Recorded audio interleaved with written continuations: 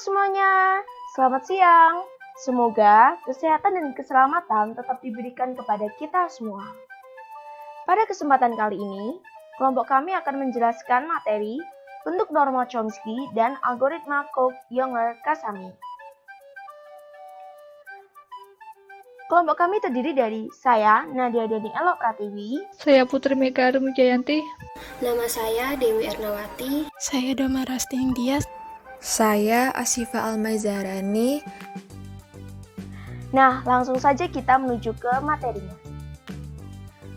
Materi yang pertama adalah bentuk normal Chomsky. Oke, kita masuk ke dalam bentuk normal Chomsky. Chomsky Normal Form atau CNF.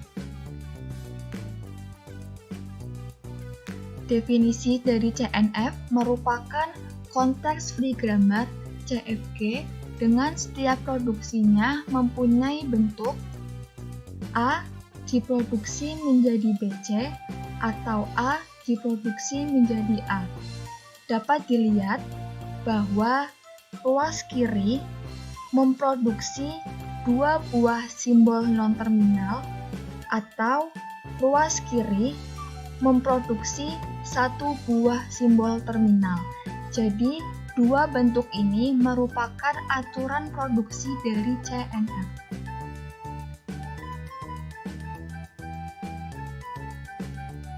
Bentuk normal Chomsky dapat dibuat dari sebuah tata bahasa bebas konteks yang telah mengalami penyederhanaan, yaitu penghilangan produksi useless, unit, dan empty.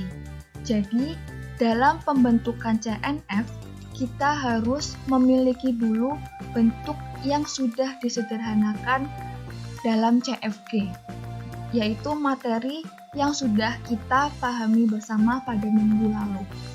Dengan kata lain, suatu tata bahasa bebas konteks dapat dibuat menjadi bentuk normal Chomsky dengan syarat tidak memiliki produksi useless, tidak memiliki produksi unit, dan tidak memiliki produksi empty.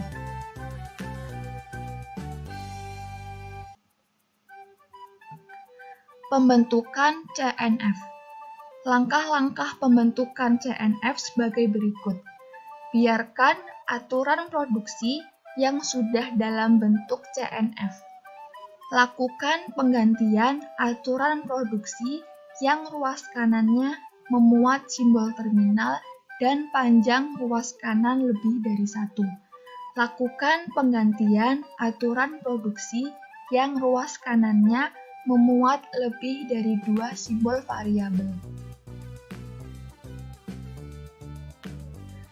Jadi, penggantian-penggantian tersebut bisa dilakukan berkali-kali sampai akhirnya semua aturan produksi dalam bentuk CNF atau normal Chomsky. Selama dilakukan penggantian, kemungkinan kita juga akan memperoleh aturan-aturan produksi baru dan memunculkan simbol-simbol variabel baru. Di sini terdapat diagram dari pembentukan CNF. Pertama, kita memiliki bentuk CFG yang sudah disederhanakan. Kita lihat mana yang sudah termasuk dalam bentuk CNF. Jika ada, biarkan saja.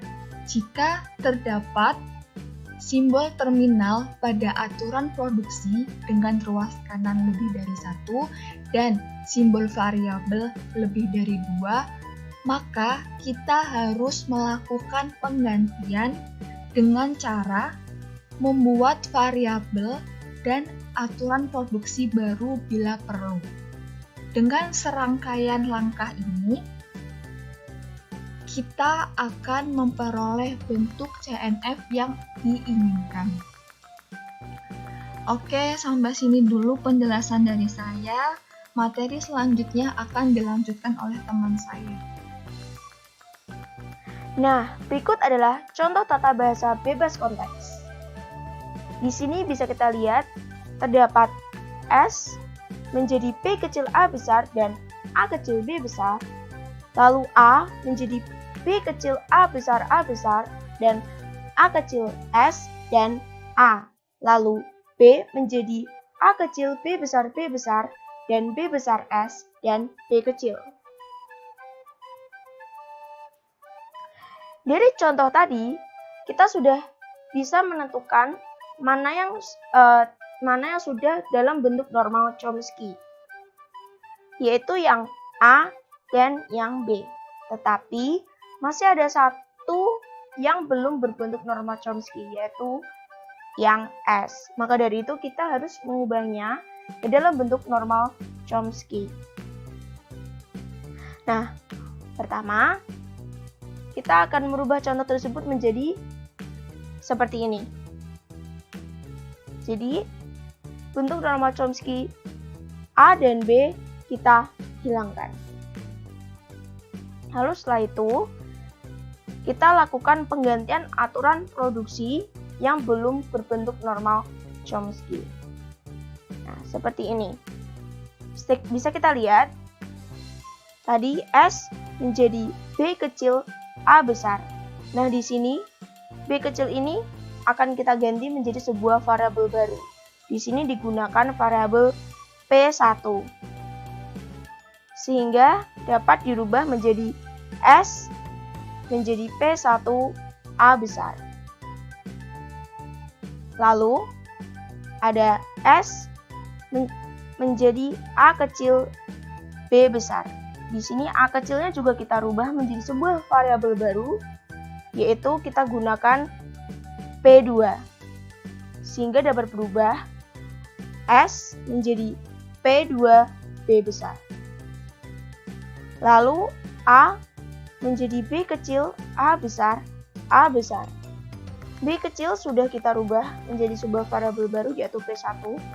Maka langsung saja dicantumkan A menjadi P1 A besar. Nah, di sini supaya lebih mudah, A besar ini akan kita ganti menjadi sebuah variabel baru. Di sini kita gunakan variabel P3 sehingga dapat dirubah A menjadi P1 P3. Lalu ada A menjadi A kecil S besar. Di sini karena A sudah kita rubah menjadi P2, jadi langsung saja kita cantumkan A menjadi P2 S besar. Lalu ada B, A kecil, B besar. Seperti yang sudah saya katakan tadi, A sudah dirubah menjadi variabel baru, maka langsung saja kita rubah B menjadi P2, B besar. Nah, B besar ini akan kita rubah menjadi variabel baru, yaitu kita di sini menggunakan variabel P4. Jadi, langsung saja dirubah B menjadi P2 P4. Lalu yang terakhir ada B menjadi B kecil S besar. B karena tadi sudah dirubah menjadi variabel P1, langsung saja kita rubah B menjadi P1 S besar.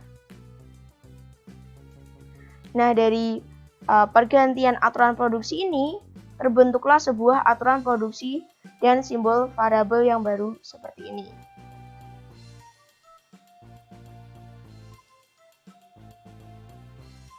Nah, berikut adalah hasil akhir aturan produksi dalam bentuk normal Chomsky. Nah, gimana teman-teman? Udah pada paham belum sama materi sebelumnya tentang bentuk normal Chomsky? Selanjutnya kita akan belajar mengenai algoritma Coq-Younger-Casamy atau biasa disebut CYK. Algoritma CYK ini menggunakan tabel 2 dimensi untuk menyimpan hasil keputusan permasalahan yang lebih kecil terlebih dahulu. Berikut ini merupakan persyaratan dalam membentuk atau mengaplikasikan CYK. Yang pertama ada input. Input ini berisi untai dengan n simbol. Yang kedua ada output yang akan menghasilkan nilai yang valid atau tidak valid. Yang ketiga ada struktur data, di mana nanti kita akan menggunakan tabel n kali n, di mana n sendiri merupakan panjang dari string. Dan yang keempat, baris dengan indeks 0 sampai n sampai dengan 1 atau 1 sampai dengan n dengan modifikasi. Selanjutnya ada kolom dengan indeks 1 sampai N. Dan yang terakhir ada sel IJ, di mana IJ di sini merupakan baris dan kolom simbol yang termasuk dalam untai input. Nah, selanjutnya di sini ada konsep dari CK sendiri. Diketahui word W elemen dari sigma, kita ingin mengetahui dari variabel aja word tersebut dapat diderivasi. Di sini ada dua kemungkinan. Kemungkinan pertama ada X sama dengan A kecil elemen sigma, di mana X terdiri dari simbol alfabet tunggal.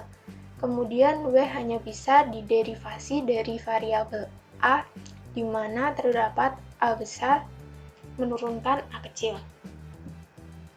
Selanjutnya di sini ada kemungkinan dua, di mana X sama dengan A1 sampai dengan AN, di mana N lebih dari 2.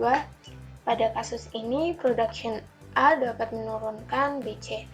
Harus dipilih terlebih dahulu, di mana ada satu bagian word A1 sampai dengan AK harus diderivasi dari B, dan satu bagian dari word AK plus 1 sampai AN diderivasi dari C, di mana K lebih dari 1 atau K kurang dari N. Nah, di sini ada gambar skema dari kemungkinan 2. Di mana A menurunkan B dan C. Di sini B terdapat A1 sampai dengan AK dan C AK plus 1 sampai dengan AN. Selanjutnya akan dibahas oleh teman saya. Karena masih belum begitu jelas bagaimana cara memisahkan word X karena indeks K sangat besar, maka kita harus mencoba semua kemungkinan K. Jika diketahui X sama dengan A1 sampai A ke N, di mana K lebih besar dari 1 dan K lebih kecil dari N. Lakukan langkah berikut. 1. Cek apakah himpunan variabel V1 dapat derivasi A1 sampai A ke K. Derivasi artinya mengolah kata untuk menghasilkan kata baru. Kemudian kita cek apakah himpunan variabel V2 dapat derivasi AK plus 1 sampai A ke N. Kemudian cek apakah variabel A, B, B, di mana A menurunkan BB yang merupakan elemen dari P, B merupakan elemen dari V1, dan B merupakan elemen dari V2, dan X untuk kasus ini diderivasi dari A. Untuk menghindari duplikasi, aplikasikan metode dynamic programming, artinya tentukan dahulu semua variabel yang bisa derivasi subword dengan panjang 1. Kemudian tentukan variabel yang bisa derivasi subword dengan panjang 2. Terakhir, tentukan semua variabel di mana X bisa diderivasi. Jika simbol start S berada di antara variabel, maka X adalah bahasa dari grammar tersebut. Notasi XIJ menunjukkan bahwa subword X berada pada lokasi I dan memiliki panjang J. X sama dengan A1 sampai A ke N. XIJ sama dengan AI plus J-1.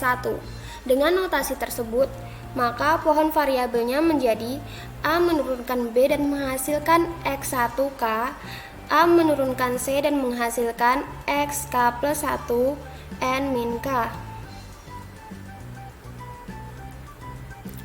VIJ adalah himpunan variabel di mana XIJ bisa diderivasi. VIJ ditentukan dari himpunan V turunan I turunan J dan turunan J lebih kecil dari J, di mana VIJ sama dengan A atau A menurunkan BC yang merupakan elemen dari P dan K lebih kecil dari J, di mana B adalah elemen dari VIK dan C merupakan elemen dari VI plus K J min K. Ini adalah contoh eksekusi algoritmenya. Masukkan himpunan dengan variabel TIJ ke tabel. Di sini terdapat tabel yang mana nanti Jumlah tabelnya tergantung dengan panjang string. A1, A2 hingga AN-1 AN adalah kolom, J sama dengan 1, J sama dengan 2 hingga J sama dengan N-1 JN adalah baris. T di sini menunjukkan T berada pada kolom 1 baris 1, T kolom 2 baris 1, TN-1 baris 1, T kolom N baris 1, dan seterusnya. Berikut ini adalah variabel derivasinya. Untuk lebih jelasnya lagi, langsung saja ke langkah-langkahnya.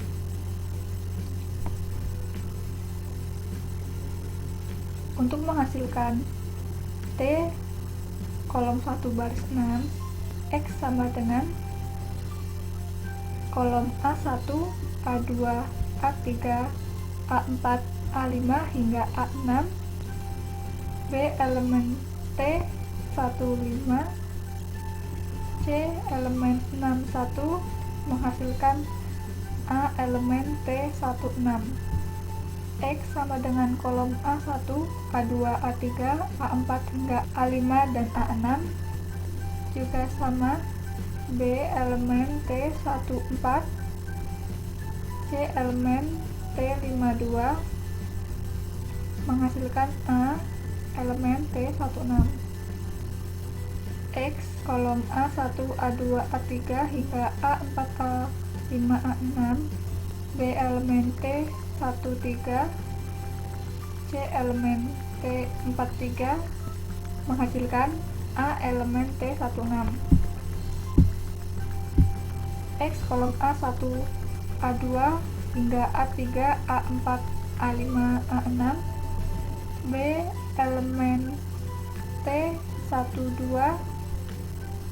C elemen T34 menghasilkan A elemen T16. X kolom A1 hingga A2, A3, A4, A5, A6 B elemen T11, C elemen T25 menghasilkan A elemen T16.